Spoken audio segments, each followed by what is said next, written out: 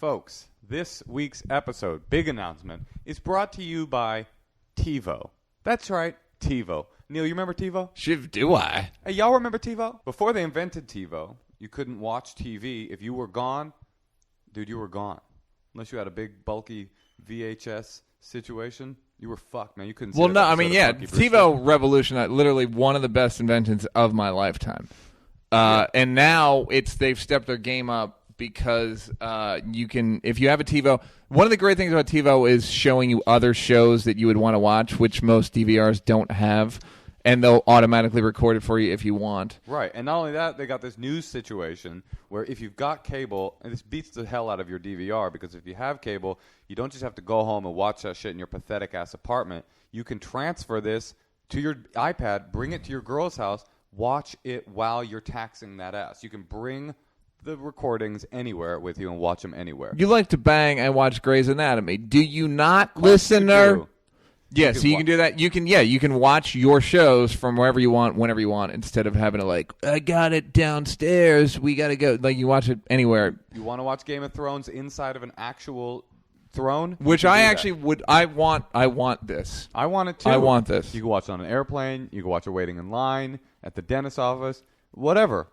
Also, you can it searches cable and the web to find any movie that you want, any show, and it'll search for it. And it's got Netflix, Hulu Plus, Amazon, YouTube, all in one. This shit is actually good. I mean, I am being a corporate shill right now, but I kind of believe in it. Yeah. And there's a new thing too called the TiVo Mini, which is one TiVo box will work on a second TV. So from the couch to the kitchen, from the minivan to 35,000 feet. I guess that's an airplane thing. I didn't write that last part. TiVo makes TV. It's pretty obvious when you didn't write, when you are reading and when you're saying. Well, do you think this is natural or not? TiVo makes TV about 1,000 times better. Okay, and here's the promo code. Fuck with these people. Fuck with You're going to go to TiVo.com, TIVO.com. And you can get a $25 off a new TiVo Premiere P4 or XL for DVR if you use the promo code ATC for all things comedy. ATC. The code is set to expire on 11/1/2013. So you'll probably be dead by then. That's in November. If you watch as much TV as you're about to watch when you get this TiVo, you'll definitely be dead by next year. And that is a message from our sponsors. ATC. TiVo.com. Fuck with it.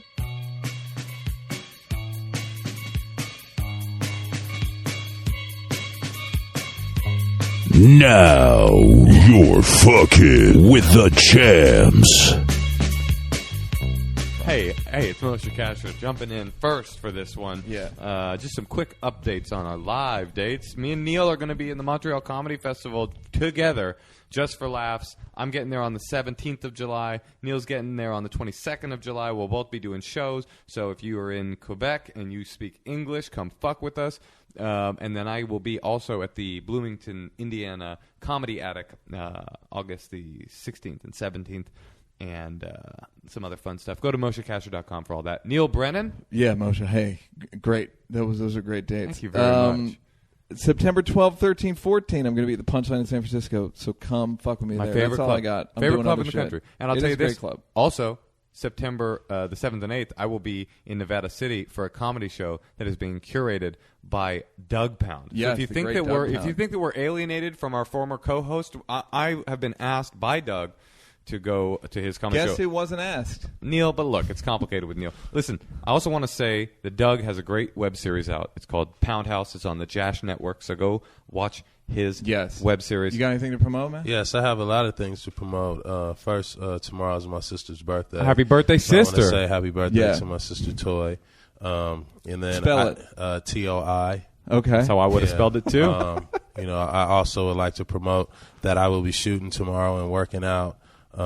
Shooting buckets? Yeah, just shooting basketball. Yeah. Okay. And just working out. I like to promote that. I want to say happy birthday to your workout as well. Happy birthday to my workout. Yeah, this is the anniversary of me working out. I also like to promote, during Christmas time, I think everybody is in the Christmas spirit. So, I would like to promote Black Santa. Sure. And it's July, yeah. so what better time to promote? Barron owns the rights to the term Black Santa. Is that for real? Well, Black Santa it's hard for me. I licensed the estate to Black Santa. There's a Black Santa clause, and I licensed the rights to his estate. Okay, sure. So does he live in the North Pole? Yes, he does. Okay. You know, growing up in Oakland. We're doing dates right now, by the way. No, we're just going. Are we going? Let's go right into it. Fuck it. This is so funny. What's the point? Yeah, no, I agree. We're going right into. Normally, we do music and all that shit. But we'll bring the music. We'll have had music, and people will be shocked. Okay, and we're going to go right into Black Santa. People right now are just starting to listen because they're so shocked that we went straight into dates after the music. But you were so funny with that workout thing. I think we're just going to keep it in. Okay, I'm sorry. I liked it. It was funny. This is a first. Yeah, this is a good first going. for me. He's never done a podcast. A toy. Black people don't fuck with podcasts. No, I'm looking at the setup and I'm like, oh man, this is cool. Like, but also you could do it. You know people. Like we've done it with. I mean, we've done it with people we know. We do all comedians. You could do it with all basketball players. Neal literally only knows Dave Chappelle, and that's literally all Neal I know. Knows everyone. We were at Eddie Murphy's house, and we were doing a podcast with Eddie Murphy. Believe me, and Martin came by. I didn't know black people like cheese. Can't get Eddie. Can't get enough. Not even gonna ask. That would be like the end if I ever asked Eddie. He'd be like, "What? What?" Oh, he would just say, He'd just be like, absolutely no. not. I mean, he should. He should. Yeah. I agree. He should be here. He should be here I now agree. doing the podcast. I agree. I mean, look, I'm glad you're here. Yeah. Look, we're all happy you're here. You own the rights to Black Santa. All right, our guest today is Baron Davis. Oh, it's Baron Davis, ladies and gentlemen. Yeah, Baron Davis. Big applause. Now, Baron Davis, how long you are fucking... You're like an elder statesman at this point. Elder statesman of the sport and the game. I'm not. Shit. I mean, you're not a statesman? I'm not elderly. In the NBA, you are. I'm not really. No? I mean, you don't want to be. You don't want to be 34. I'm a veteran. Yeah, there you go. Yeah, you can't be. But also, yeah. guys are playing longer, so it is like. Yeah. You played how many years so far? 13. 13. It's a lot of fucking years, man. That's a lot. Like I was looking at who you were drafted with, and ain't nobody still in it except Artest, right? Artest, Neal Brennan, Richard Hamilton, Jason Terry, Oh, all Andre right. Miller. So I was dead wrong. Yeah, we had a good solid class. A lot of guys who contributed. That's gonna sound like I know you're trying to be hip hop with your mic. Yeah, my you could fault. see I was it. waiting Look, for the you're rap. trying to I was spit. waiting for the music. Yo. Part. Yeah, my fault. Yeah. Yo, spit something. Yeah. no, I can't. I'm not allowed to yeah. rap on the podcast. I don't like I've white tried. people rapping. Oh, okay. Yeah, I would I think. understand that. Yeah. Baron has made a nice amount of money playing basketball. How much specifically? Like, Contract. hold on, let me do the math in my head. We can look it up. The last time I checked, What's your bank account how sitting much? at right You've now? grossed how much playing basketball? It's got to be 80. You signed don't an have $80 to million answer. contract, right? yeah, I mean, probably something like that. Here's an interesting thing, and Yeah. I want to bring. Okay, do you ever feel guilty? Because I bring up Blake from time to time on the podcast, regular guest. Yeah. I once One of he your said friends. something of one of my friends, One of the people he One of knows. my friends. He's the Dave Chappelle. Yeah, of basketball. the Basketball, right yeah. now. Yeah. I once made fun of him. Something about having money. Yeah. And he actually, I kind of hurt his feeling. And the thing was, he was going to endorse something. I was like, well, yeah, you never know when that $100 million is going to run out. Right. My point was, we're all so dumb in thinking that we all just got to make as much money as possible. Do you? And I think he feels bad that he understands that you guys get paid so far out of proportion for regular people. Does that ever enter into your head like, this is way too much money for what I'm doing? I mean, you say the same thing about, entertainers or Agreed. musicians or Yeah. politicians or hedge fund Right. leaders or, Yeah. people who just get, Yeah. we're at the end of the day, we're entertainers. Yeah. You know what I mean? And then not only, do we entertain on a very high level and put our body at risk. You know Right. what I'm saying? So it's not like, woe is, us. Like, we get paid very well. It's a great business. It's a great entertaining business Right. to the world. So as a unit, we all kind of like want our piece of the pie, and we work very hard as individuals and as a committee and as a league to make money. So, the more money we make, or, the more visible our sport is, and people are watching because we do a good job with role models. Right. All that weighs in. You know what I Yeah. mean? Were you involved with the strike stuff? Yeah, I mean, of course, I was locked out just like everybody else. But were you on? Were you like close? Or did you go to the? Yeah, I went to some meetings. I went to a few meetings, and Do you ever feel like guys, like for instance, do you ever get the feeling like when you talk about it is a collective, when guys fuck up? If guys get drugs or fights on the court or or the Gilbert Arenas thing, just some dumb shit, are you like, yo, this is not good for the collective? Or is it even just like you got to do what you got to do? It is? It's like we all human, you know right. what I mean? And we all like were raised differently, and we all have different paths, and you just never know when you can just fall into some shit. You know what I mean? You can be walking down the street and not pay attention and just fall into some shit. Now, a lot fall of times, into a major crime, you're saying? Yeah, like that can major happen. crime. Next thing you know, you murdered somebody. I had murdered that Next person. thing you know, it's the afternoon. It's like a Tuesday afternoon. Next thing you know, you Like, have damn, murdered I just somebody. Murdered that person. Why did I do that? I have so much money in a committee. It's going to hurt the league. I shouldn't have murdered that person because of the committee. Yeah. The collective. Well, that's what's funny. NBA, as much as they used to shit on you guys, like with wearing throwbacks and chains and all that shit, Yeah, I mean, ain't nobody murdered nobody. NFL, there's a murder every year, pretty much. Is that right? Pretty much. Do you think the demographic of football is more? Well, it's a more violent sport. You think that's it's what a way it is? more violent sport? I mean, it's just like, like I say, people, grow up, and a lot of, like, the way I look at it is, and I don't like to preach, but dudes need mentors. Like, people need to go, people need to have the right type of people around them and understand them so they can get help. You know what I mean? We're young individuals that usually come from, like, places that all we see is violence or drugs or, like, how like, that is how our lives are supposed to be. So when we make it, to answer your question about money, it's not so much that we feel guilty. It's just, like, we're loners. So where's the connection to the people who really have money that we're supposed to relate to, and then where we come from? Like, you mean a money mentor is what you're saying? You need a mentor on all levels. You need a money mentor. You need a psych mentor. Because the only guys like them are yourselves, and it's the only guys like you. You're 20 or 22 or 23. The only guys that are like 27, those are the guys that like, and no one wants to really just go like, yo, what the fuck are you doing? Because it's another adult. And everybody has their own family, their own situations, so it's not like, as much as we can, we support each other and help each other as much as we can. But shit, man, I got a family and friends and wants and needs. I hear you. I mean, if there's any NBA players listening right now, I'm available to mentor. I'm available too. Well, they'll probably go with me, I think. And like, I think they'd be smarter to go with Barron, I gotta say. As a young Jewish comedian, I do have a lot of lessons. You do have a lot of connections. Yeah, that's true. As a young Jewish comedian, you do have a lot of connections. An agent or a lawyer or an accountant. I bring it up with him all the time, which is you grew up in South Central. Yeah. And then and then you went to Crossroads, which is like a rich white prep school, basically. What gave you the idea? Not nice of him to bring that up. To go to that? But it's not like a rich white. It wasn't a rich white prep school when I went. It wasn't? No, it was more like it was a prep school. It was a private school for like arts and science. So it was just more so like kind of people who were kind of special in their own kind of art or in their own. Oh, all right. What were you doing? What was special about you? Man, I was a part of a program called A Better Chance, where they give kids scholarships, and I applied and I got in. Did you get a better chance? I had a much better chance. You want to know? You want to know some small world shit?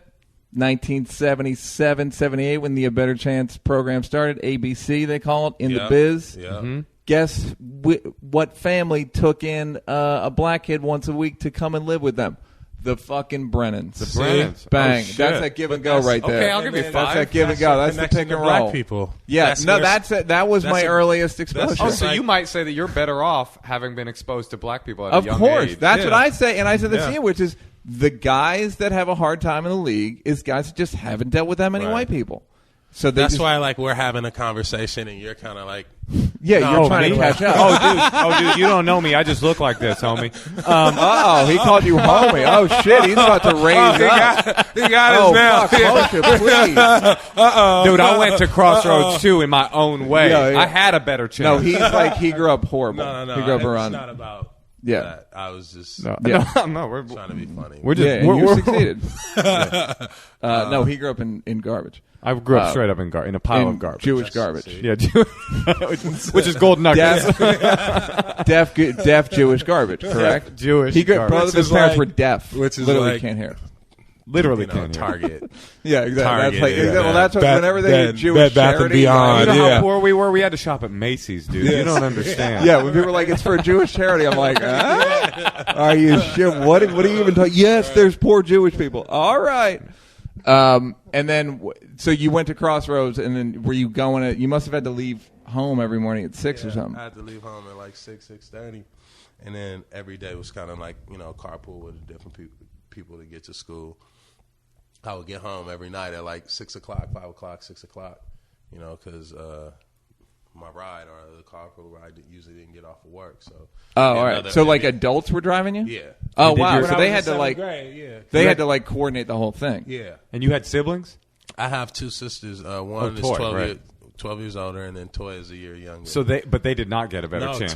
Toy did not get a better chance. Poor Toy. And Toy turns in the long run. Toy is like, she's beating me right now. You know? Go on. So we've How? always She's got been- 81 million? Yeah, she has 81, but she's a college graduate. Cool. And she's a teacher or runs a school program down in Baton Rouge, like a Christian school. So Oh, that's she's the awesome. Director of a Christian school. So that's why she beat me. You know, college degree. And she's Yeah. Would that be great if impacting lives. if you know? happiness was a status symbol? I mean, it just isn't. It's so not, but it really should be. Like Toy should, we should be interviewing Toy right now. If there was any goddamn justice in this world. She's a lot funnier than I am. No, Right? Baron, Yeah. don't beat yourself Don't do up. this to No, yourself, Baron. serious. She's so much. But also hold the fucking mic to your Okay, mouth. sorry about that. Yeah. He's- All right. So He's used to you. black people. Giving direction to black people. Yeah, that's right. I'm comfortable. I'm Hey, that you comfortable over there, that I stop curse smoking at weed. you. Get your ass over there. Hold on. He truly is the mentor of the group. Get your do. I'm like fucking Morgan Freeman. Like, what the fuck are you doing? All right. So then you go to UCLA. Did Yeah. you were a great high school player. I became good my junior year. So I was 5'5" and 5'3" in 9th grade, 5'5" in 10th grade. Not getting recruited at all. I had to. Were you good for your size? That Yeah, kind of thing. I was good, but nobody really knew who I was Right. or where I was. Crossroads was not really recognized except Right. for on the What? west side, and not The for prep school basketball. didn't have a crazy basketball program? Nah. Well, Austin Crozier had went there, and we won CIF when I was in 8th grade. But once he left, it was like my 9th grade year and 10th grade year. We weren't really making much buzz. So Right. quick as you're high and everybody's jockeying you. Did we you? weren't really And doing once that. and so you grew a foot. So I grew like from my sophomore year to my junior year. I grew to about like 5'9" over the summer. And I went to Nike camp, and I got a chance in Nike camp and wound up like getting recruited by UCLA after that. And by the time my senior year came, I was already like, is he going to go pro or is he going to go to college? And Oh, I was but you were recruited. in I was senior you were 6, whatever you are now. 5'10", 5'11" by my senior year, but I was like dunking on everybody. Like, Oh, right. How you tall could are you jump. now? 6'2". Oh, okay. Yeah. So you're not. That's not super tall. No, Right. You're it's very- you're like, but you're athletic and you're also thick yeah, I'm in the super middle. athletic, and You can post I've fools been up. smaller than everybody, so I've been playing the guard position. So now I'm just as big Right. as everyone. So I was just able to dominate. What did you make when you started getting recruited? What do you think of college athletics in general? Because I've kind of, it seems a bit, they Don't have look guys to me. like I him don't have come. any idea. They go, hey, we'll give you a $20,000 cash, basically gift certificate for this college, and you'll play for us. And guys like him, guys like Blake, Right. end up grossing millions of dollars for your university, all in with people ticket sales and jerseys and all that Right. shit, and you don't get shit. What do you think of that? I don't really know what I think, to be honest. Like, some days I feel like the system is flawed, and Right. like, we have to pay college athletes, and I feel like there should be something, Right. Because not everybody is going to make it to the pros. not everybody is going to become a successful lawyer or business manager or just, be that successful in life.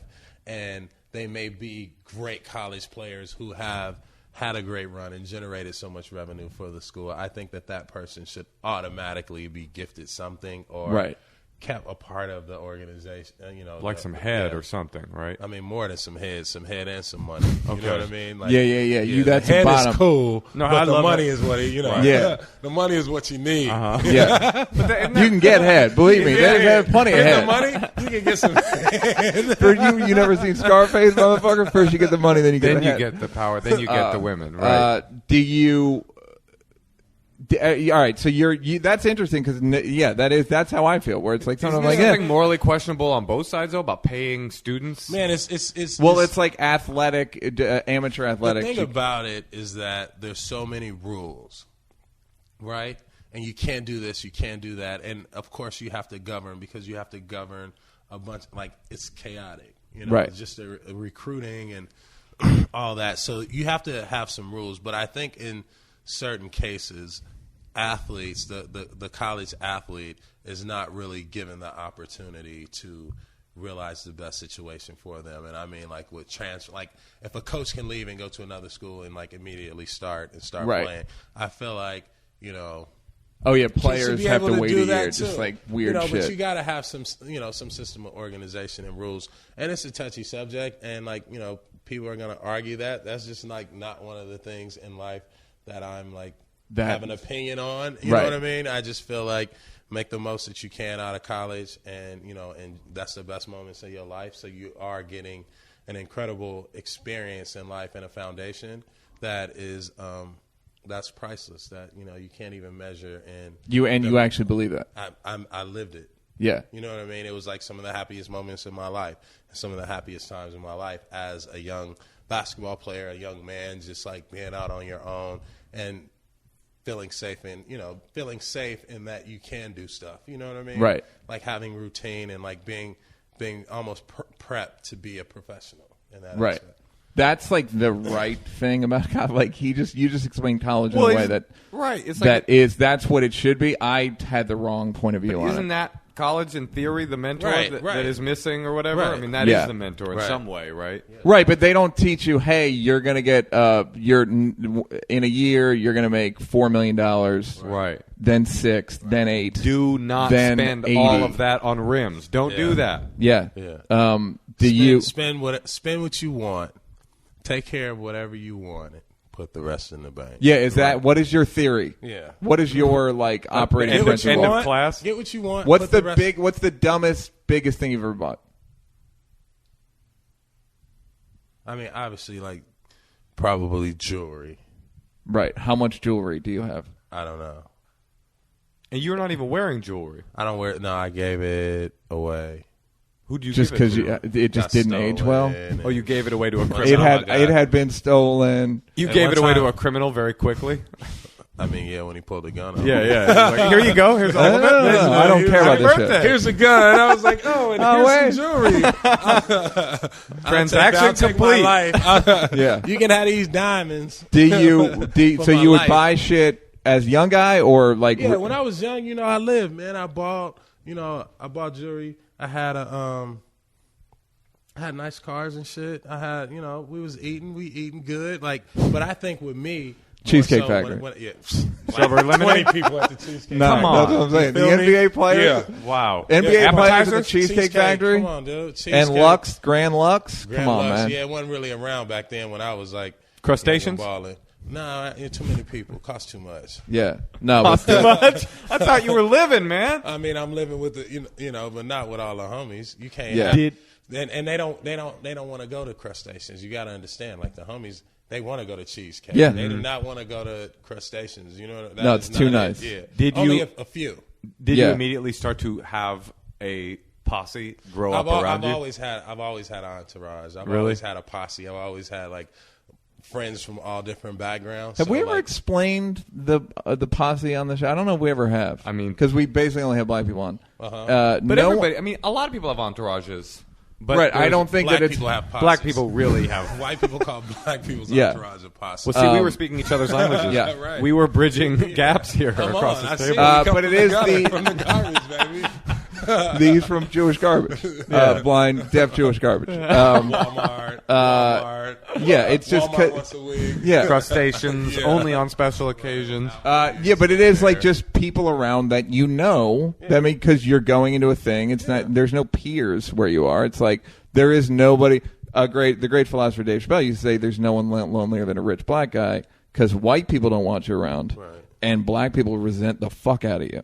So it's like you need 4 or 5 black people that you trust, and you have them around. It's hard to relate because you're getting money, and then the money automatically thrusts you into a position to deal with people that you don't necessarily want to deal with, know how to deal with. You know what I mean? And should be allowed to deal with. And that's all angles. And it's like you're young, and if you don't have the right people around you, you know what I mean? Like, you're learning by watching, Right. And if there are, veterans or other people or just people in your life that you trust and maybe steering you in the wrong direction, like, you're pretty much fucked. You know what I mean? Because no one is willing. Everyone else is just making money off you. So as long as you're performing and you're making them money, they're making their money. So they're not really going to tell you, right, hey, what to do with your money. That's your money. You know right. what I mean? Like, yeah, and they don't, and they also think if they say something, then you'll be like, "The fuck away from like, it." Oh, okay. Yeah, who the fuck are you? You know what I mean? So yeah, there's a story. It's just nobody's willing to be the no guy in sports, right? And that's like a big part of like a business that I'm starting is like just how to do the due diligence for athletes and like be the person that is not afraid to tell them no, but no with an explanation. You know what I mean? What's the company? What's the idea? It's just business management and financial like literacy and education. Right. And is it not part of the rookie?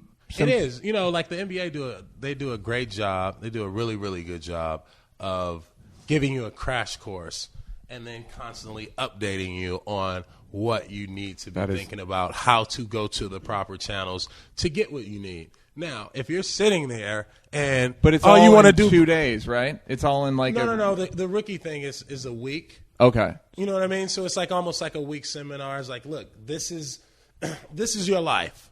You're about to be hella rich. This is what is about to happen to you, for you.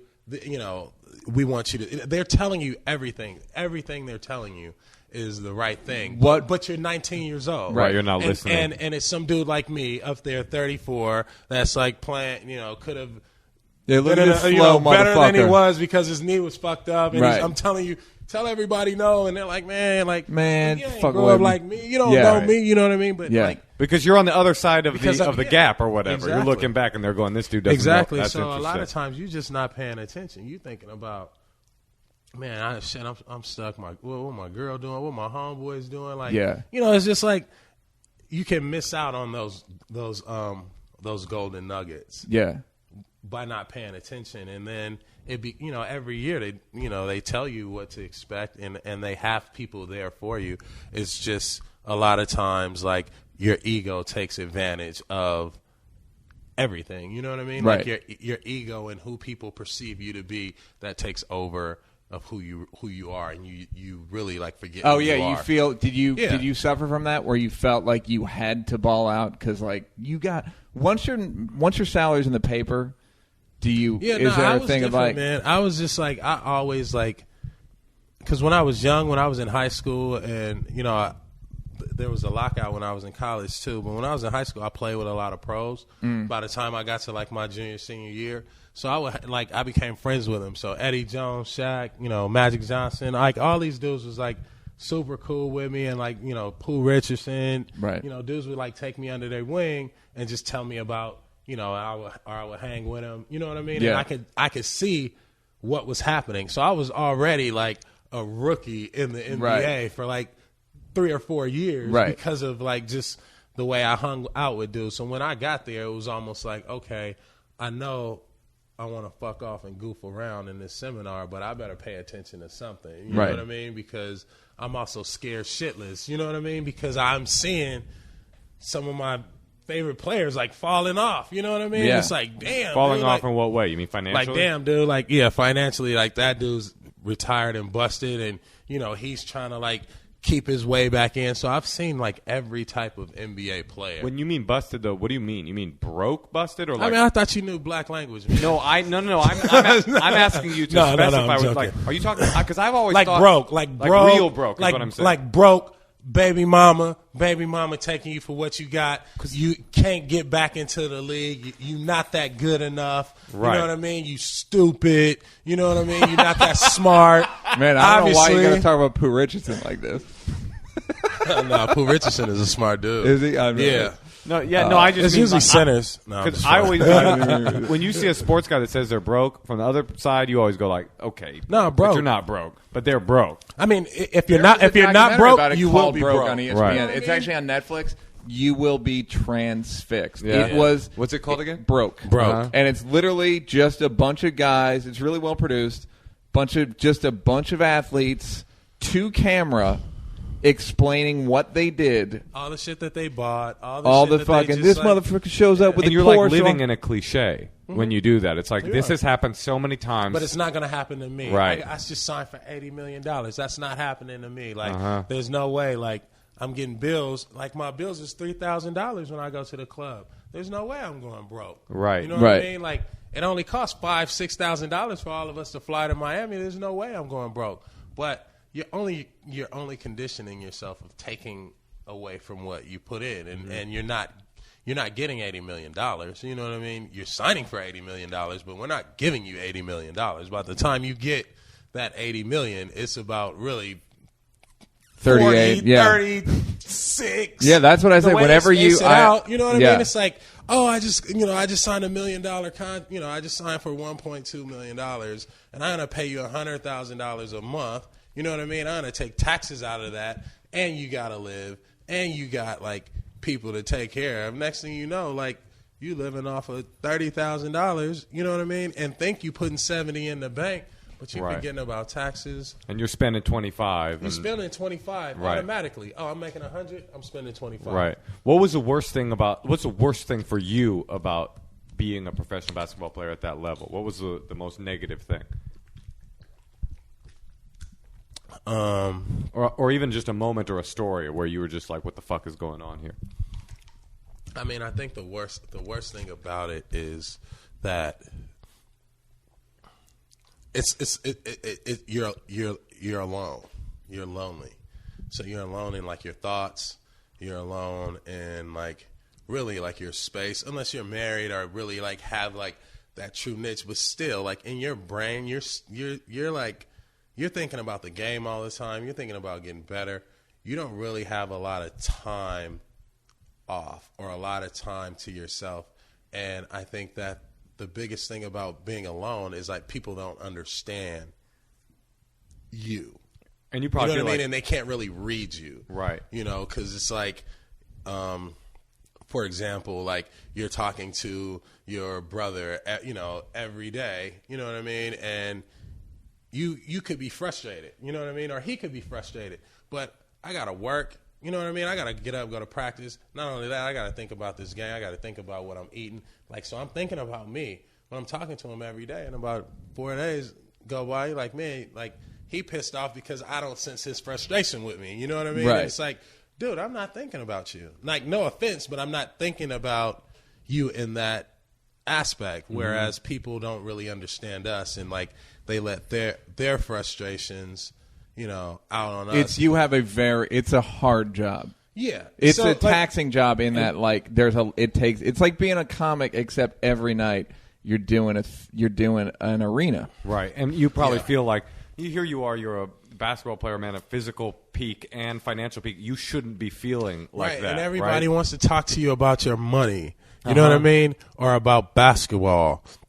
And it's like, hey, man, like I like cool shit too. I like to dress. I like to talk about the world, watch the news, or like nobody ever really gets to know you, even the people who Right. knew you before. Right. You know Right. what I mean? Because they always want to hold on to the person they knew before you got the money, but you never change. Right. It's You like- never change. Yeah. You just now you somebody with a whole lot of money. So now they're looking at you like, damn, dude, like you my last resort. I need you to help me with my damn rent. Like, dog, I'm not thinking about your damn rent. You know what I mean? I'm thinking about this fucking game against the Spurs. I'm not thinking about paying your bills or me being your last resort. Like, that's the last thing you want to hear. Yeah, as an Right. athlete. It's like you know that. what I mean? That documentary you gave me, the Beatles documentary. That story. Ringo Starr goes. He's talking about he knew he really got big because he went to his aunt's house, who he'd been to 1,000 times, and she brought him some tea, and this is his aunt that he grew up with, Right. and he's drinking the tea, and some tea spills, and his aunt like jumps up and is like, "We can't have that. He spilled tea on himself." And she starts like cleaning up, and he's just like, "Oh my god, nobody gets me Everyone anymore." treats you different, no matter what. They treat you different, and then you really lose that innocence, and that if you don't manage the humanity, that right, if you don't really manage that right, how do you manage it?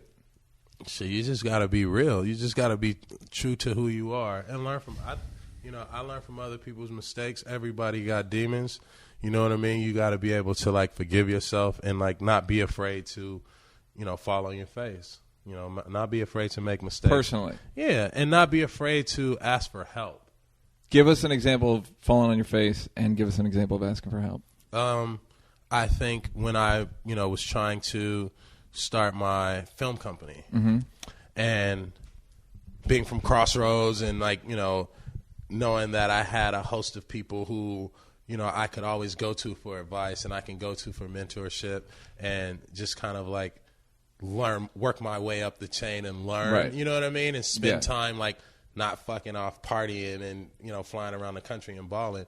I should have spent my time interning, you know what I mean? Right. So I'm like, fuck that, I don't need that. I'm gonna do it first. Then I'm gonna show them, then and learn then how. they're gonna respect me at 22 years old. So you go off and you have these great ideas to make these movies or to start this film company, and you put money into it. You put money into a project, and you realize like you don't know the first thing about fucking producing or directing or what lens to use or like. And now it's just like your money is out there. You know what I'm saying? And like that's like kind of like being caught in a situation where you're doing business with the wrong people, right? And but you don't even know. Yeah, you know what I mean. You don't know what you don't know, and not relying on the people that you knew can always help you. You know what I mean? Right. So in the same example, that's the thing is people don't realize like when you start in showbiz, you're probably gonna suck. Yeah. Like when people like stand-up basketball, anything that you start, your first thing's not going to be great. That's when people forward me videos. If they Twitter me, I'll never watch it. I will always watch it. Is that true? And never enjoy it. But there's something sick inside of me that can't not watch it. Right. I'll get a tweet like, check out my video, and I'll go, I'm not going to check out your fucking video. Right. Click, and then I watch it every time. Yeah. And then if someone says I want to show you my jump shot. By the way, no, that's exactly the perfect analogy. It's like you said. So, and then when someone that I know emails me like, "Hey, I wrote this thing. I want to go." Like, are you sure you want me to read this? Because I'll never forget this moment. Right. Is that what you mean? Yeah, you're like, get one shot. Are you sure? I'll remember. One shot. Yeah, it's like, are you sure? You're gonna get way better. Hey, man, and the other thing I tell people is like, if you shoot something, you don't got to put it on YouTube. Yeah. Right. Hold it. Sit on that shit. Yeah, make sure It's cool, funny man. in a month. Yeah, That's what they say about starting comedy in L.A. is it's a bad place to start comedy. The conventional wisdom is because all of these industry execs will be seeing you for the first time when you're in the beginning of your career, and then they'll just go, "Oh, that dude's garbage." And then 5 years later, you're like, "I'm still here and I'm really good now." They're like, "I remember you. You're garbage." Right. Yeah. But I think also like the power of social media gives you a chance to practice and look at yourself and kind of like you have to put in the work. One, you have to put in the work, but it does give you a good practice ground. Now, the way people see, the way you promote it, like it's like, hey man, this is the shit. Like I have people come to me all the time, like, yo, I'm the next fucking Kevin Hart, dude. All we gotta do is do one of these comedy shows. Yeah. You know what I mean? We're gonna do one of these comedy shows. We're gonna sell out a couple of arenas, and then we on. Right. Like, all right. Well, all right. I'm gonna come fuck with you, dog. Like I'm gonna come. I'm gonna come see you. Where you at? well, I ain't performing right now, but, I'm doing a little thing at my homeboy's apartment. You know what I mean? There's going to be some powerful people. Like, okay. And you want to just go do a TV special. Yeah, that's all it takes. Like Kevin Hart. Okay. That's all exactly I need what is we're to get gonna in do. that arena. Now, I don't know how the to only do thing that separates me from Kevin Hart is access to an arena. Right. What I need is a lot of talent that I don't right now have, and a lot of fans that I don't right now have. After that, boom, I'm in. That's just like a lot of my homeboys. Like just a lot of people in music or people come up to me and be like, yo, like, I need an agent. I need you to hook me up. I'm trying to try out for the Knicks. Like, I'm sure I can make the team. And I just tell people, like, okay, I'm sure you could make the team. And I'm sure if you're good enough to make the team, they would find you, dude. Like, you would have been found. Oh, yeah. They're but in you the don't get it they because need I got some Knicks. circumstances that keep me from that. Yeah. Okay. Yeah, they need It's like- Knicks. yeah, They're it's looking like, I for can't- Knicks all the right. time. Right. As a player, you create your value. Like, your mom can't do it. Right. I need to talk to you. I need some advice for an Yeah. agent. Or, like, my son down here, and he averages 16 points. And, like, Yeah, what if no all one's these- heard of All it? these agents are coming at him. All right. Just sit tight. Yeah. That's Let fascinating. him pick the right agent and let him go through the draft. Yeah. So that's fascinating to me because, like, with comedy, I feel like, which is my world, I feel like you can delude yourself. Right. But basketball is so mathematic. Like, the basketball either goes into the hoop or it does not go into the hoop. You're either able to keep the basketball in your hand or you are not. Right. And to be delusional about how good you are at basketball, that's incredible. That's a real, that's a high level. Do you enjoy clowning delusional people in basketball? I mean, That's a The yes. look on your face says yes. Yeah. I mean, I would. That's what I was thinking. Like, I do. I do, man. I'm misunderstood. Who do you think people because all I want to do is like laugh and like, really like crack jokes and like have fun but at the same time like don't fucking come with the bullshit. You know what I mean? So I have a quick temper. But it's all in like good fun. So people don't really know how to read me. right. Well, I would say I have a quick temper, but it's all in good fun. That's not a comfort zone for most people. Right. I do have a quick temper, but I promise. But I won't get promise you- serious. It's going to be fun at the end. I got a hot fudge sundae for everybody. As soon as At I'm the done end, fucking don't chewing you worry. out. Well, what's some of the funniest shit you saw, like in your career or just in your life? Like, give us. Well, that's the funny thing is it's just my favorite thing about NBA is like very rarely are you going to work with 15 black dudes your age in a good job. Yeah. And it's like you're pretty much in charge. Like you guys are in charge. Yeah. But are there any stories that like you kind of can't? You don't have to tell names. Well, if I can't, No, if you then are, I'm what's not. like one you've never told that you is like, boy, that's a fucking good. So just omit names. Shit, man. Like when I'm put on the spot, I no, usually please. like draw a blank. Yeah. But I mean, it's shit. Just even one you have told before. Just shit. A happens. good story? Like shit happens, dude. Like shit happens. We want to hear shit. That's what we're here for. Like on the plane, We're mining for the shit idea of right just now. guys on the plane gambling to me is the funniest shit. Yeah, I mean, shit. You just killing time. Playing some cards, killing time. Yeah, Some dudes like make beats. Some dudes like, like wrestle on the plane. Ooh, there we go. yeah. One time, yeah. One time there was a fight on the plane, and like another dude that wasn't even in the fight got a concussion.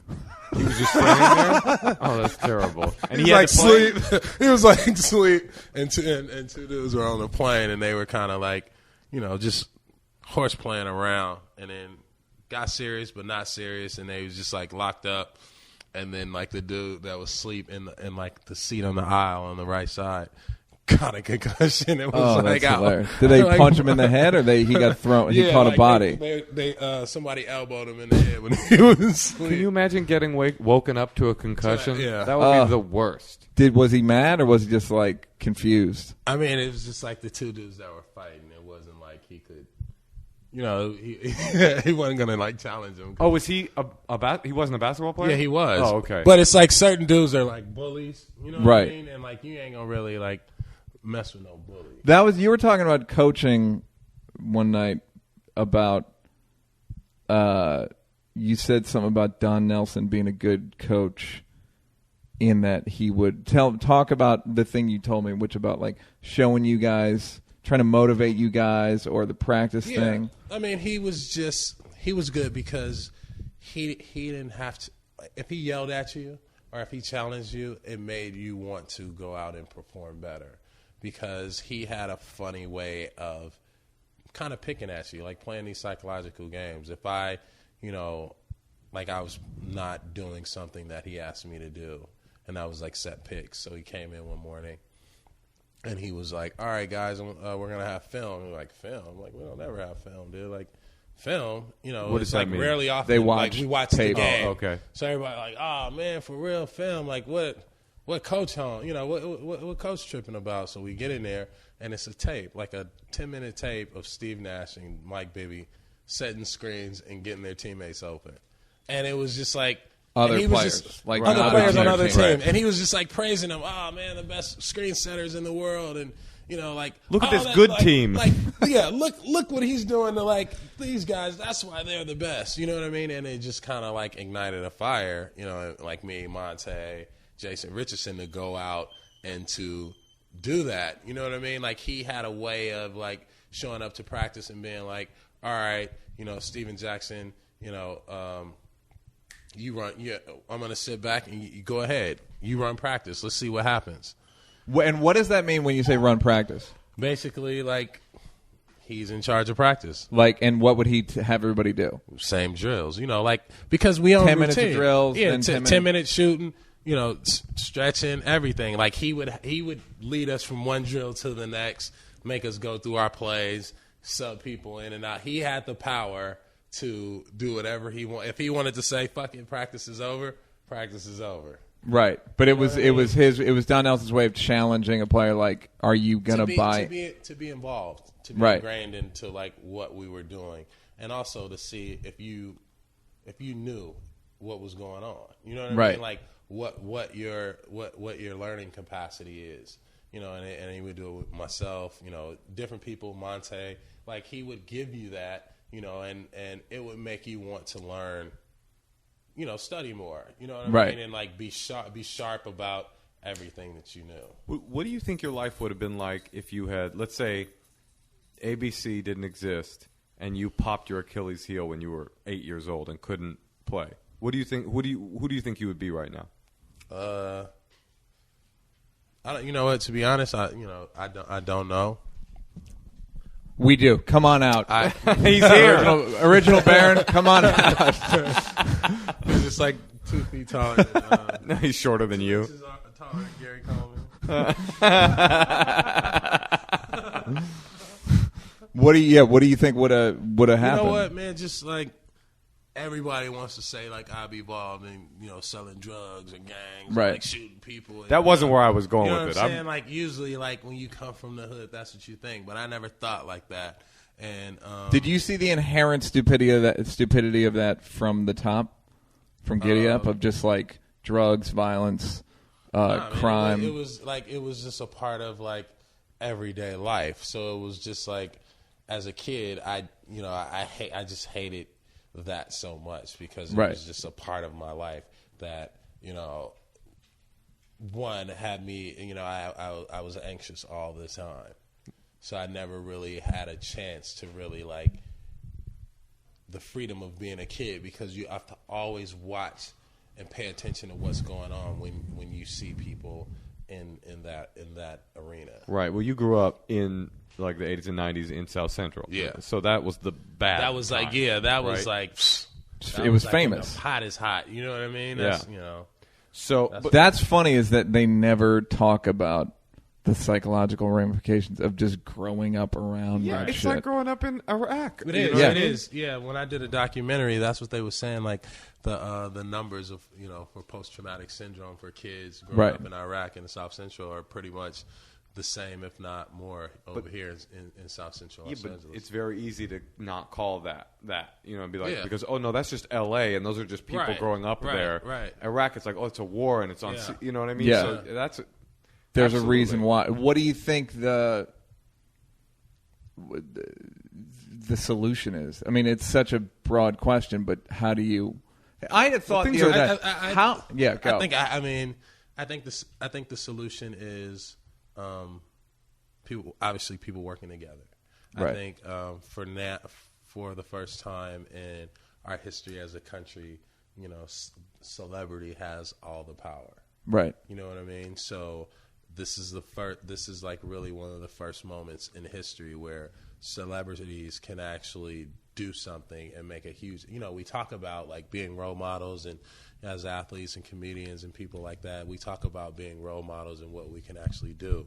But like the power of like unifying and uniting and like actually, stimulating community, giving back to community, getting government to, pay attention to what's going on. Like, all right, we should not be lacking, we should not be behind to any country in education. We should not be behind, What are we, 17th, 23rd? Yeah, well, I think we're way down. Way down. Yeah. And it is like two different countries. You know what I mean? Like South Central is like educationally a different country than Malibu. Right. And Absolutely. It's 30 minutes away. Absolutely. And then like, even like the gang culture, like there's a way to like people gangbang because they don't have shit to do. So we have to, what happened to recess? What happened to after school programs? Right. What happened to our parks and recreations? What happened to our, traveling teams? What happened to our park leagues and, arts and crafts and the drama programs and dance classes? Right. Like, I think arts and sports, are take it out, just an opportunity to get out of your mind and into a whole different sense of being, especially for a kid. It's your escape. And when you take those things away, which they are taken away in school, right? These kids, they're basically in prison. Yeah, and that's what's so crazy about the gang culture in South Central. I mean, your documentary was on the Bloods and Crips, correct? And it's like when you talk about working together, took away all these programs, then the Crips came around, and that was to try to work in the community, and then that's what's so pernicious about the whole thing. Right. And the government kind of went, well. actually, you know what? We're gonna and then it became a war. Yeah. I had the thought the other day. Well, first of all, did you see that Mos Def thing where he got force-fed? I heard about it. I didn't want to watch it. No, what happened? Basically, Mos wanted to show what the guys in Guantanamo go through, getting force-fed because it's Ramadan, so they're all getting forced. They've all been getting force-fed, and now they're going to be even more force-fed. On Ramadan? Yeah, because they're trying to fast, and they're all on hunger strikes to begin with, so all the guys in Guantanamo are getting force-fed. Mos went through it. He went through They basically like shove a tube up your nose. Anyway, he tried to go through it, and he was crying within 30 seconds. Right. But I had the thought, and it got picked up and shit. But he's soft though. I mean, if it was a dude, yeah, from the no, streets, a real dude. Like if someone like that would like raise me, up, if it was a dude like me, forget it. No, but if they had, my thought was if 7 more celebrities did it, right, shit would have ended. Yeah. And it was like 3 days ago. It's like if Lady Gaga does it, if Bono does it, if Jay-Z does it, if Kanye, LeBron does it, then they go, you know what? We are going to have to take a look at this. Dude, I can't wrap my mind around the fact that there are people in Guantanamo Bay that have been in there for a decade without charges. They still might have information about their friends that they haven't seen in 12 years. Some of them 100%. I think nobody's even arguing are innocent. Yeah. Like, haven't done anything. They're just some dude that was in the wrong place at the wrong time. In prison for a decade, no charges, no lawyer. Yeah. It's hard to wrap your mind around. But you're around. right about the celebrity thing, but at the same time, as a celebrity, it's kind of a pain in the ass to have to do that shit. No, it is. But, with social media. Did you just say as a celebrity for yourself? No, I'm talking about him. It takes nothing but sometimes a tweet and a pair. Like, we're all doing the same shit. We all have foundations. We're all trying to, cure cancer and fucking... childhood obesity and education. Right. Everybody has something they stand for, and I feel like, if you stand for cancer, there's probably 100 other celebrities that stand for the same cancer. Why don't you all get together and pull all your resources together and be 100 people fighting cancer instead of being the one person who's doing it for, a lot of times we do it for branding and different things like that, but I feel like if we're really trying to move shit forward and be a generation, we would all figure out, because it's all on our Facebook profile, all our Twitter and all that shit, all the information, just education, education, let's go, education. Well, that was what somebody was saying when I think it was when the gay marriage thing got overturned. Was the most pathetic feeling you have is when you tweet a sincere tweet about a political thing, and then you go look how many retweets you got. You know what I mean? It's you feel so pathetic. You're like, I'm doing something good, and then you're like, really, what you want is a bunch of faves. You're like, oh, shit, yeah, man, I'm popular on Twitter. Right. You know? Oh, that's why you do it. You do you do it for like. Well, that's the thing. Is like, hey, look at me be political. I mean, I don't think that's what you're doing because you actually go. Yeah, through the I mean, pain I'm not. I'm not like Russell Simmons or somebody like that. Is just like showing up because it's like, okay, it's a cause. I'm gonna show up. I'm gonna get down because I'm a celebrity, and like I'm not about that shit, dude. I don't feel like I'm like a celebrity. I feel like I'm just like an everyday person. Like you're gonna see me wherever. I'm gonna do what I gotta do to live. But at the same time, like I'm not going to Occupy Wall Street because I'm a part of that.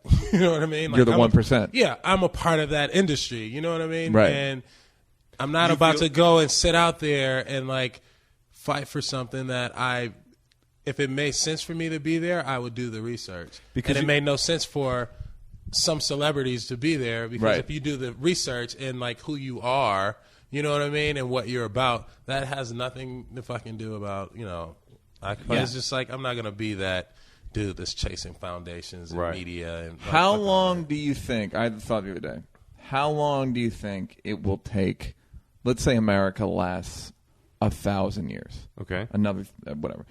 You mean the dominance of America or just America, the Earth and America. Oh, the Earth. Let's say, but you have to the Earth. Okay. Let's narrow it down. How long do you think it will be before there is equality? Alien takeover shit. Yeah. Like Equality 5 years. Alien takes. I was actually here abducted already. by aliens like 2 weeks ago. Is that Tell us right? about that. Yeah, I was on my way from Vegas here to L.A. and I'm driving, like the windy road. Yeah. When you're coming in, like that's like on this like crazy slant. Yeah. So I'm a little tired and shit, and I see this light, and I think it's a big ass truck. Like oh fuck, like it's gonna be traffic, and I was just driving, and next thing you know, dude, like I was in this fucking like steel thing. And these fucking crazy looking people, like half human, half like fucking ugly motherfuckers. It's like, I just need to fucking, say that we don't know if you're being serious. Up or until not. this point, you've been such a cogent and dude, they were right like, down the they middle. Were poking me on my nose and shit. They were poking me on my nose, and they were like looking me in my eyes. They had my hands like tied up, and then next thing you know, like I was fucking in Montebello, dude, like burning rubber on the way back to LA. It was like 4:00 in the morning. Did that actually happen? Yeah.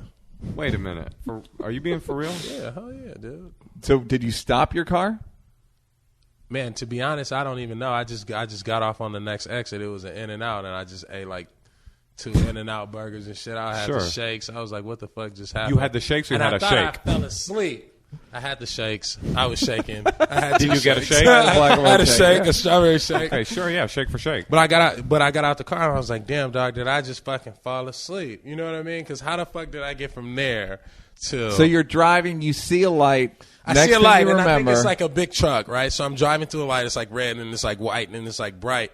And I'm slowing down thinking it's traffic, and next thing you know, I'm like... In another Can I just say, experience. I'm like, Montebello, exit, next exit is... And all I remember is like someone fucking tapping my nose, like raising my arm. Can I just say that earlier you were going, I can't, when we asked you for a crazy story, you're like, you know what, I can't when think I'm of put it. on the spot. I Oh, really... so anyway- Oh, you know what? There was a thing where I was abducted by aliens Yeah. last week, and they Yeah, poked man. me in the face with the ugly people. What do you think happened? You think you got abducted? It's not an abduction. They were just That's sort of not real. like, I don't think it was an abduction, dude. I think that they were like, give it, like, because now, like, I come back and, like, I'm, like, sharper and shit. You know what I mean? Like, I'm retaining information and, I can, like, This is a tune-up. I don't know what the fuck it was, but You know what it was? It's Huh? the new chapter of the ABC program. They've taken it Where to they another aliens, level. they yeah. went, Yeah. they've done fucking with maybe white I people. was, like, Yeah. Maybe I was abducted by Illuminati and shit, and they You know just what I mean? tapped me in. Oh, dude, you know come what on. I mean? You know I'm Jewish. Why would you mention that? Come on, man. Oh, How are you even going to step me to us too. with that? Yeah. Oh, really? You are now. That's a conversion process. Is when they poke you in the nose like that. Nah, but them aliens, that was some real shit, though, man. That was some crazy shit. Do you think that you weren't falling asleep? No, I mean I was tired, but I wasn't falling. Right. I drive all the time from LA to Vegas and back and forth. So I wasn't. You got people in Vegas or something? You just enjoy Vegas? I live in Vegas. Oh, you do? Yeah, I didn't know that. yeah. Oh, what How are you doing come? here? I just be here all the time and shit, just kind of hanging out. You have checking a out couple places here. You got a place here, Vegas, and then here I have a place here too. right? What do you just like Vegas? Well, I like Vegas because that's where I work out a lot. So when I'm training and getting ready in like the summer league and all that. Got it. You know, but you don't play in summer league though. No, but it's just good to Dudes be are around, around. you know, like that atmosphere. So the problem with Vegas though is that highway. There's all those aliens on that highway. Man, that's some crazy. Man, it's crazy, dude. I'm telling you, some crazy shit. Zigzag. Some crazy. What's shit. the name of that town with all the X's and the Z's? That's where I'm picturing it. Yeah, but it's not. It's like the equivalent that distance, but right past. What's that? It's like right on that curve when you coming into Fontana and all that. And this is a dude who Rosemead drives to Vegas that. a lot. Yeah, it's like it's right by Whittier. Just fucking naming towns. I only get off on Carson. certain exits, and that's why like the whole, Montebello thing kind of shook me up. Yeah. Oh, I you mean you never were get off in the on Zix Six Montebello, Diddlix, and then you woke up in Montebello? I know ZZY. Have you ever been to that bathroom I with that gas station with the crazy bathroom? No, there was a horror movie about that road too. It was like somebody had made like a horror movie and just put it at the gas station. But I think it could have been about aliens. So it could have been about the alien abductions that you went through. All right, and now you're deciding. And I have a book coming out about my alien abduction. Are you serious? Unwritten. Is any of this serious? Yeah. I believe the alien part. No, it is. I believe the alien part. That's the thing about people that get But every abducted by time I go aliens. to write the book, like I just draw a blank. You know what I mean? It's fucked up. Wait, are you? I think you're lying. Wait, do you think believe he's in telling aliens? the truth. I don't believe in aliens. Like, don't believe in them. Yeah, I've seen nothing that would make me believe in aliens, other than the occasional video where I'm like, oh, that's like a real fly. That's a UFO. Like, that's not a human thing. What do you got some good? Do you believe in conspiracy theories? You got some good ones? Did you believe some crazy? What's the craziest shit you believe? Aliens. You'd have to ask him. That there's aliens. Like, I mean, he believes in aliens. Do you believe in an Illuminati? Yeah. Now that you've gone to the, do I believe in the Illuminati? Yeah. No, I don't really know what Illuminati is. Right, but now that you've gone I don't understand it. If I understood it, then I could believe in it or not believe it. But I don't really understand it because everybody's like, "Oh, that's Illuminati. Oh, that's Illuminati," and they'll say anything. Like anybody is Illuminati right now. So that shit doesn't really make any sense. Now that you've gotten some wealth and you've got to like the halls of power, so to speak, do you find that the world is basically just run by greed and, you know what I mean? Like, that's the thing I think that conspiracy theories are born in, is like, it's not just greed. It's this group wants this. It. Yeah, it's like the thing with the Boston massacre. I mean, it's just. Yeah, it's like almost the next day, people are going, these are all paid actors. This is all staged by Hollywood. It's like the immediate desire to explain every phenomenon as some kind of conspiracy. Right. You're smarter than reality. Exactly. You're like, man, you can't pull reality on me. Like as if they could hire 100 actors to be involved in this hoax, and none of the actors would ever say, "Yo, I was there." But that's why I don't believe in conspiracies. Exactly. Because somebody would leak, somebody would lie. Someone was like breaking it down, like a conspiracy, like what a conspiracy theory is. I just could, I can't remember, but the whole part of like. A theory is just a theory until you actually prove something. You know what I mean? Yeah. So you can like say whatever anything can be a theory. You know what I mean? That's why I don't understand that. Like if you say okay, that happened, but that really didn't happen, and there's something to prove that it didn't happen. Right. Then I'm rolling with that. You know what I mean? Like I'm going to like look at that a different way. My thing about conspiracy theories is I don't believe your conspiracy theory until you put an ominous voiceover over a shot of the White House. Now I can believe you. Then I believe it. I'm in. Then I believe it. Is it on YouTube? Then I believe it. Then I believe it. Or if your face is blacked out and your voice right. And it's like, why the fuck are we interviewing somebody who's talking like this? Congress. Well, that's what they said in 9/11. They said that no Jews died in 9/11, and that they all got a call that morning not to go to work that day. It's like. The idea that Jews are so horrifying that they would not only receive the call, but then not be like, I'm gonna call my friend. Yeah, like And yeah, be like, you know, don't go well, to that's work. how nefarious Jews are. They won't tell anyone. Yeah, they're like, else. okay, they're all gonna die. The people I've been working with for 20 years. Okay, cool, thank you. And what Head to your Jew command. what Jewish or regular person is even answering their phone? Right. You know what I mean? Yeah. Like that goes Who's right this to motherfucker voicemail. calling me at 6 o'clock Fuck in you the call me. morning? Yeah. Conspiracy theories are just like, you know, I mean, they're fun for the people who really get, you know, it's fun for conversation. It's good conversation. Right, but you like the world's basically just run by greedy. I mean, I'm just like, shit, man, I'm happy to be alive. You know what I mean? Right. At any point, some aliens could abduct us right now. Poke a our fucking noses. meteor could crash What through do the you- window. all Somebody, you know, like Illuminati could be outside with fucking, you know, ready to do what they have to do. Like, who cares, man? We're alive. At any moment, I could get a call from the Jews, and they could say, "Kill these Get out of there, non-Jews," and I would And you have to do it. Just jump get across out of this that table and get attack out of you that guys. house. Get out. I'll be like, "All right, fellas. Well, this has been good. I actually got to go right now. But you guys, You guys should keep going. Yeah, don't go. Gotta Don't go come get some outside." water. Beatty, what do you think now? All right, so you're still playing. So he basically did you bust your Achilles or your knee? My knee.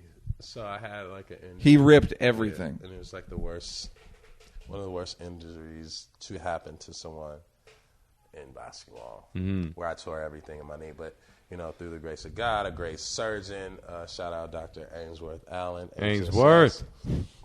You know, for just performing a great surgery. The Knicks, top-notch organization, been taking great care of me and, you know, helping me back to my road to recovery. And, you know, now I'm back on the court shooting and, you know, just got to get back in shape in order to give myself a chance. So, How many years in a row have you been playing basketball? 13 years in the NBA in a And row. you don't want to stop at all? There's no party that... I mean, I've been out for a year, so in this year I've been through a lot. You know, I've been through a lot, and at the end of the day, I know what I'm good at, and I know what I miss, and I miss. Like, Okay, talk about that. What have you been through in a year?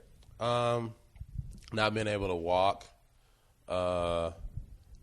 thinking that I would never play again, thinking that I would never probably play basketball again, being afraid to walk, being afraid to take steps, depression. You know what I mean? Being just like. What were you depressed. afraid to walk for? What was it that was the fear? I had my leg was in a brace for 2 months, and I couldn't bend it, or you know, I had to stay straight. So basically, taking that step and learning to take that step and have confidence in, you know, I'm gonna make it off these crutches, and you telling yourself, if I can make it off these crutches, I'll be all right. And then, like, you know, in a month, if I can like just basically, you know, walk and bend my knee just a little bit, I'll be all right. And it's just been like a year later, I'm still not on the court. So you can imagine just like. What That's what about the depression part? Like, what did you just like the change of lifestyle? Yeah, it's just like, you know, like they say, like when you retire, you're kind of like in like basketball purgatory. You don't really know where you fit in. You don't really,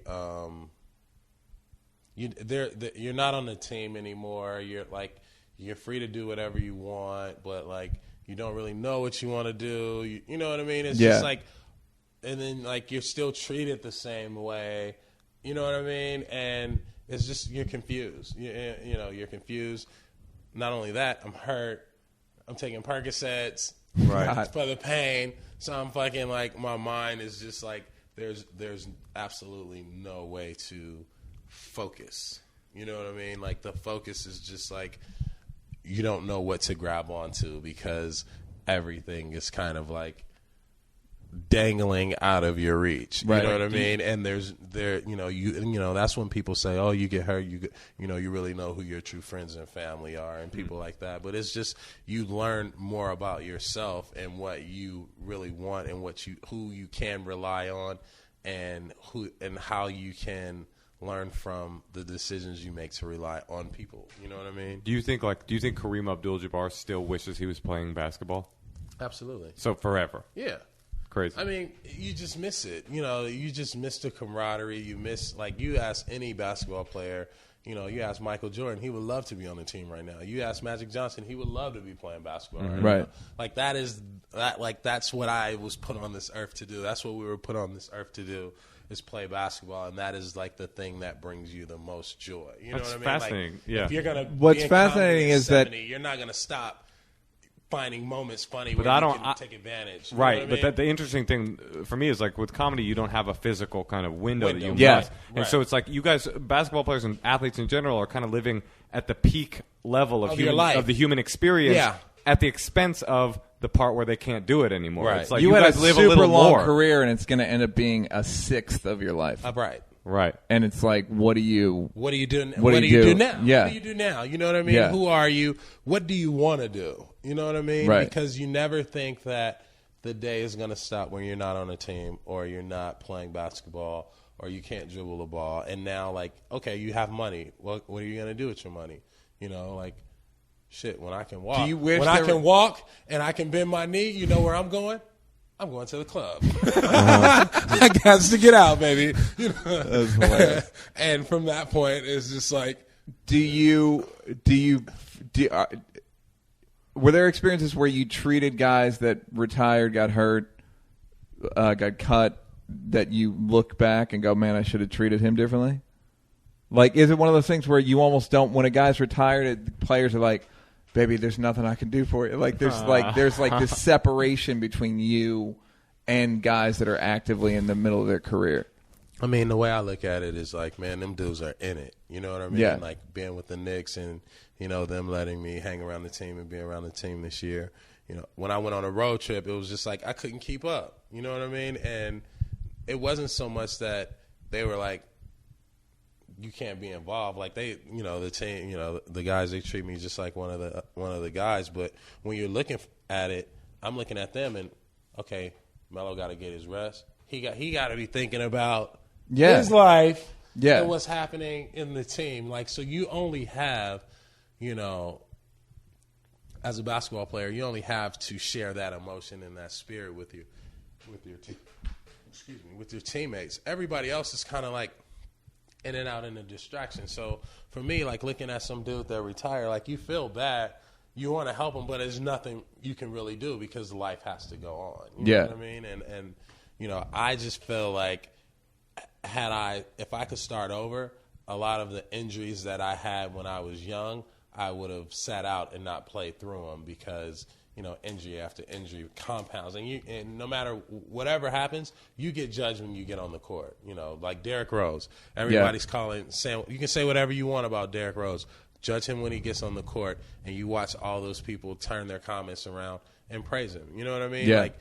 Like if I was younger and thought the way I did now, I would have missed a lot more games earlier in my career than trying to play through injuries. Because did you feel like you owed it to the team, or you wasn't well, a bitch? it was just like when like, I was, you know, back then, like you play.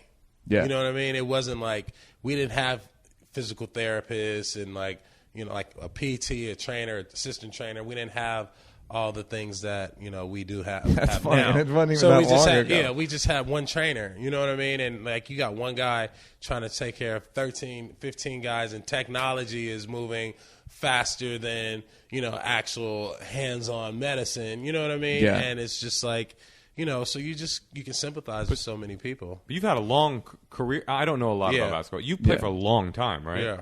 I played for 13 years. So, I've been what's the average career? 2.5? like maybe 3 or 4. Got it. Oh, that's real long. Yeah.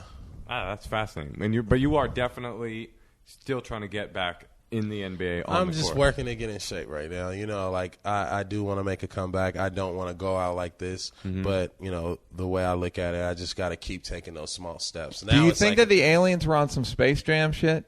Did that is a occur to you? Great Did that question. occur to you? So much. that did occur to me because when I came back, I've been like, you know, like I've been dropping weight fast. I've been like moving a little quicker. Like my spirit is better. Oh, they healed you. Something knows? No, happened it's up not. there. I don't think it's about healing. I think that, you know, like I was on my way, and whatever happened, man, is just like these aliens are. Fucking, When was this? A couple weeks ago. Because I went and saw R. Kelly a couple weeks ago. I don't know if there's a coincidence, but if the Space Jam aliens visited you on the night of the R. Kelly concert, That would the Illuminati, y'all, the Illuminati. R. R. Kelly's the head of the Illuminati. And did you? R. How Kelly long? does the soundtrack for the Illuminati. How long were you on Percocets for? A while, like 2 months, 3 months, man. Like a lot a day, or just 1 or 2? In the beginning, like every 4 hours. Because it would have been a lot of pain. I would have been I was in pain with like taking the Percocet. Did you when you got injured? Was it immediate pain, or was it just immediate like something's weird? It was. I always remember it being the worst pain I've ever felt. So that doesn't. But sound at the good. same time, it happened so fast that I was just like, damn, dude. Like it felt like my whole life and my whole career flashed before my eyes. Yeah. And I was just like, fuck, dude. I know this hurts. Don't look at it. When I looked at it, I just like panicked. You know what I mean? I think I was. It wasn't. It's not. It's just your knee just looks crazy. My kneecap dislocated, so my kneecap came all the way down. You know, basically to like the middle of my shin on the right side, and I had a big hole in my knee. You can pull it up on YouTube. That shit looks terrible. Man. Oof. Let's pull it up. I'm kidding. Yeah. No. All right. Yeah. That's crazy. And are you? Is there a party that's glad it happened in that it's a bit of a preview for retirement? For me, I mean, like, you know, I always feel like everything happens for a reason, you know, and for me, it gave me a chance to stop playing because I would have like ran my body into the ground because I love basketball and I'll play when I'm hurt, and sometimes like I can mask it, you know what I mean, just because I know how to play basketball and I love playing basketball, right? And I would have really done a great deal of damage to my body. And I feel like it's a blessing in disguise because now I can properly train and get my body in the right shape and move in the way that I need it to move on the court. Well, you always had sort of weird. I remember there was a thing where like you'd get hurt and your weight, and then you started doing yoga. Like you would go in fits and starts. It seemed like with taking care of yourself and then not taking care of yourself, or am I wrong? Yeah, I think the weight thing just came when you're losing. You need an excuse. You know what I mean? Right. Like, the week before, we beat the Lakers, and I wasn't overweight. You know what I mean? Or like the week before, we beat a team that we weren't supposed to beat, and it's like I wasn't overweight in that game. You know what I mean? So, you know. But from your personal point of view, I think with me is just like earlier in my career, I played through torn cartilage in my knee. I played through. Would you get cortisone, or you would just? No, I didn't. You know, it was just like, no. Hopefully, it'll dissolve if you just keep lift. Do you want to play? Do you want to have surgery, or do you want to keep playing and hopefully it'll dissolve? It's like, hey, I'll keep playing. And when you're young and me, I was trying to dunk on everybody. I'm playing super fast. I'm jumping. I'm landing. It was just, you never think about what those minor injuries do and how they like trigger the back. And then I herniated a disc in my back, and I played like 50 games before I couldn't even walk anymore. You know what I mean? And so I had to rehab that, and the back is almost worse than the knee, right? When people, the back is because it's hard to come back from a back thing, right? Yeah, it's extremely hard to come back from a back, and I've had like 3 back problems in my career. So let's say you make a comeback, you go out the exact way you want, right? Whatever that is, whatever that looks like. You score 100 points to get your dick sucked in the middle of the court. Exactly. Aliens come down, they touch the nose of the girl sucking your dick. Whatever, and then you retire however you want to retire. Right. What's going to make you happiest in you're retired, you're out of basketball? What is it?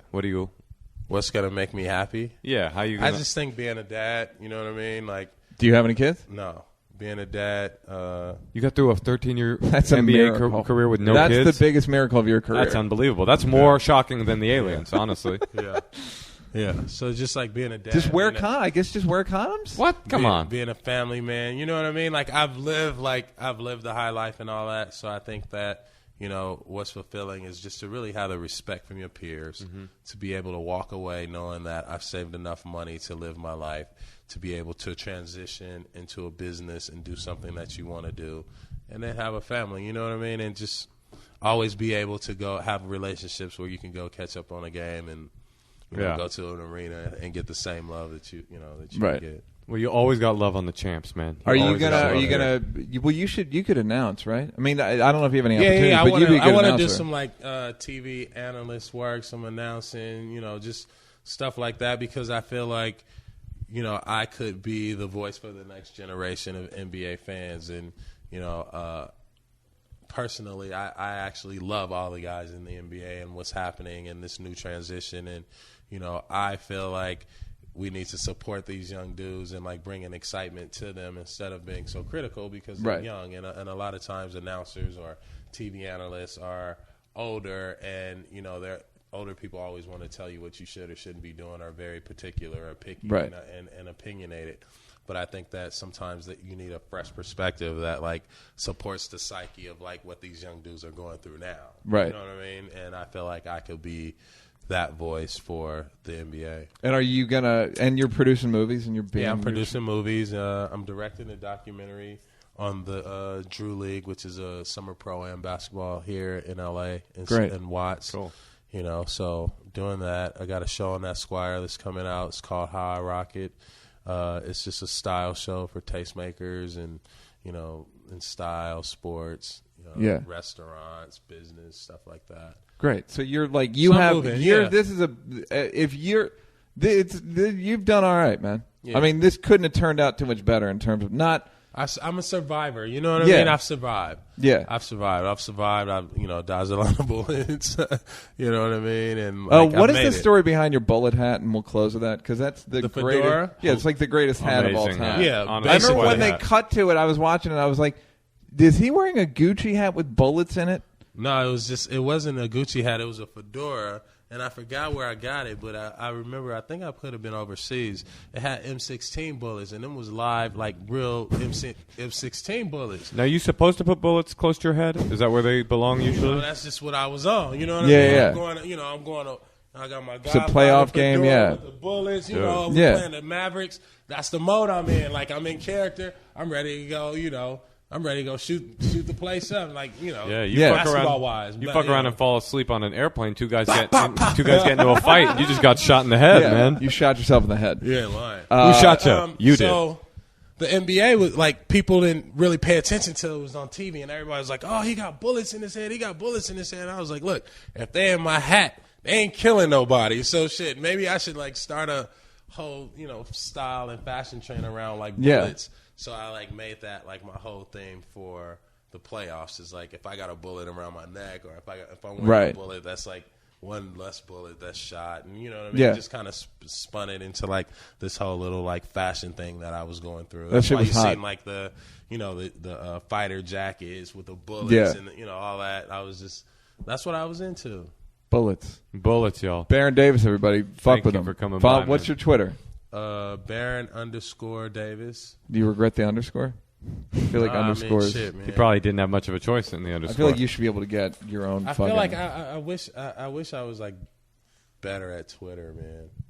Well, look, man, you're you know amazing basketball player. You're very wealthy. You're a film producer. You're very smart. You can't win everything. You didn't win the Twitter game. I know, but the look, Twitter game is not working for me. When you retire, I have a problem with celebrity shout-outs. It's like tweeting people that are like celebrities that you know them and like being like public with, you know. Do you like it or you don't like it? I don't really know how to do like. Maybe tomorrow, me and you can like hey, jokes against each other on Twitter. What? Speaking of which, Neal, it was my fucking birthday last week. Happy and birthday. Guess what you didn't do? I didn't. You know what? I you fucking give me the retweet you promised me, you asshole. Oh, he said for my birthday. Happy belated, man. Happy belated. And Toy. Toy, happy Toy birthday Davis. to you. More than anything, happy birthday, Toy. Happy birthday. You fuck with the champs. God bless. All right. Talk soon. Bye. Well.